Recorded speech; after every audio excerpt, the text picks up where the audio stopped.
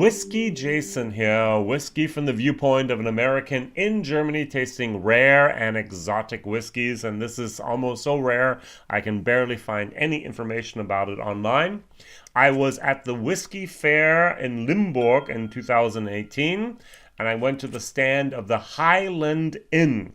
And I started talking to this interesting, nice man from Japan. I just kind of asked him, "Hello, I don't understand exactly. You're from Japan. Do you have a hotel in Tokyo?" He said, "Yes, I have a hotel in Tokyo, but that's not what I'm here for. I have a hotel in Kragenlecki, in Speyside, and it's called the Highland Inn." I was like, "Interesting." And he says, "Yes, we speak English, we speak Japanese, maybe a little bit of German. And so would you like to try our whiskey?" And I was like, "What?" "Yes, we have our own little house whiskeys, and we just buy barrels and we fill them up and then we bottle them, and maybe you can actually try something." I said, "Oh, what do you have?" And he pulled out this bottle of Ben Nevis, 20-year-old. This was actually distilled on February 3rd, 1997. It was bottled on December 15th, 2017. It was cask number 97, and this was bottle number 38 of 595. Whiskey base number 111335 with 55.9 ABV. A 20-year-old Ben Nevis with 55.9% ABV. I thanked him very much for this and said, "Okay, good. We'll do a little interview and we'll talk to each other. You get to make a little bit of an advertisement for your Highland Inn," which he did, which is at the end of this video in English, so you can actually watch it. And I must admit, I have never had a Ben Nevis in front of the camera before. I remember going to a whiskey fair 2 years ago in the capital city of the most northern state, called Kiel. And I walked in. I said, "I'm a newbie. I have no idea what's going on." He says, "Do you like sherry or do you like peated?" I said, "Sherry."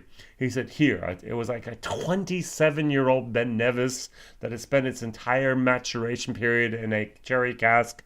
It cost, I think, €7 for one little dram. And I said, "Okay, I don't know."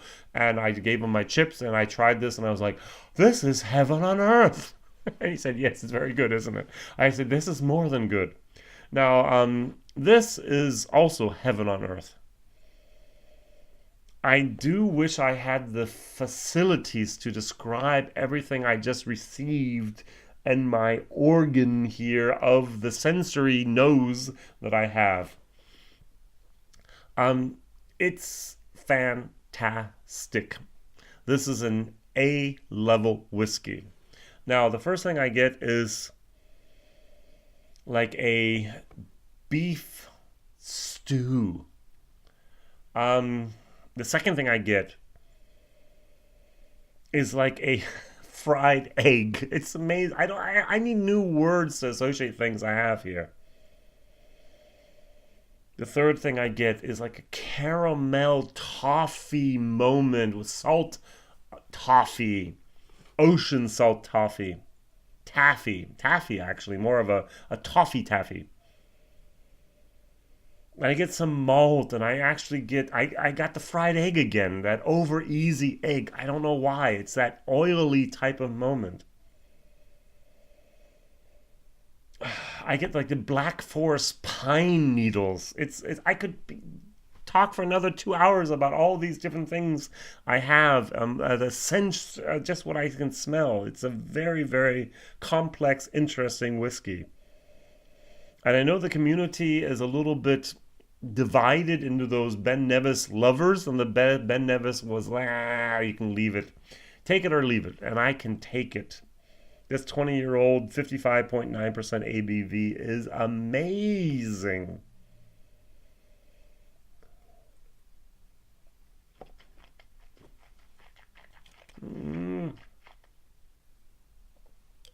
Now, my problem is I'm not a fabulous fan of cask strength whiskey. It's very, very nice, but I'm going to dilute it down to about 48, 49%. If you've ever watched Ralphie, that's what he does first of all. He doesn't even try it pure barrel proof or cask strength. He just puts it down exactly what he needs it. Because he spent some time with the whiskey. He's actually got to know the whiskey, and he knows exactly what he needs to be at. I've had a video of this already in English. I'm in German, and therefore I know what I'm looking for. I know what I want. Oh, this is so good. Now it's 559 bottles, which means it has to be like a hogshead. It's not a normal. It's actually bigger than a hogshead. It has to be like a sherry cask, because out of a normal bourbon barrel, it's 200 liters. You cannot get 600 bottles out of it. And so this has to be more of along the lines of 600 times 0.7 is 560 liters. So we're talking like a very, very big barrel that this was in, maybe a sherry cask, as we know. I don't really get the sherry influence here, but I do get a lot of other stuff going on there. I got burnt almonds. Mm,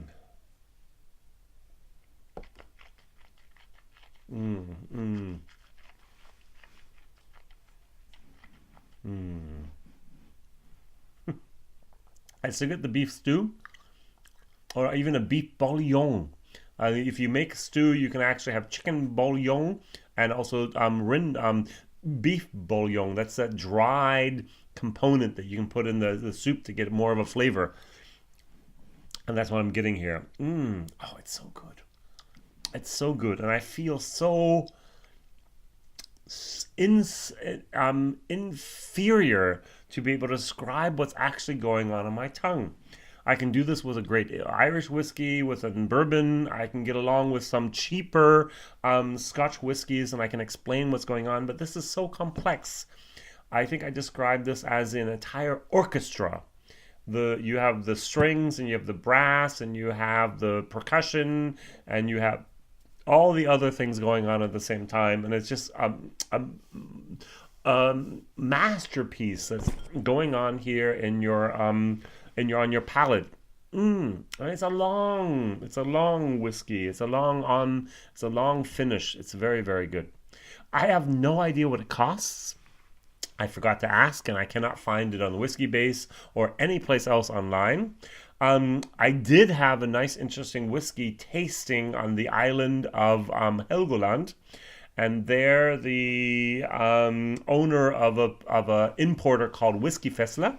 Fessler is a German talking about a cask, and there's a little bit of an accent in there. And he mentioned that we actually had a Highland Inn whiskey at that moment. And what they do is they just buy this cask, they fill it up with 500, 400, whatever bottles, and they say, well, we don't really need that many. We need maybe 200 or 250 bottles. And they put the rest of them on the market, and some of the distributors, some of the retailers, some of the importers can actually buy these bottles in batches. And they will just buy 50, 60, 80, or whatever is left over, and they'll give it to their customers. And so this is my second Highland whiskey. And Highland Inn whiskey, and I must admit both of those were very, very good. They pick out the best of the best barrels, and I can highly recommend that. If you're ever in the Space Side, please look up www.highlandinn.uk.co or .com. It's an interesting place to stay.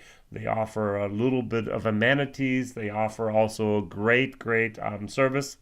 And maybe they can make your trip to Scotland, to the Space Side, an unforgettable experience. All right, Whiskey Jason here, Whiskey from the Viewpoint of an American, giving this a 1, which is in English American a A. Now, my question of the day is, what type of Ben Nevis bottlings have you tried? I think there's a 10, there's a 12, there's a lot of independent bottlings, there's a lot of also other bottlings out there in the world. What's your opinion of Ben Nevis, top or the flop? All right, so thank you very much for watching. Please like, please subscribe, and please tell others about this crazy American over here tasting things you'll never ever get your hands on, like a Highland Inn Ben Nevis 20-year-old with 55.9%. Thank you very much. See you soon. Bye-bye.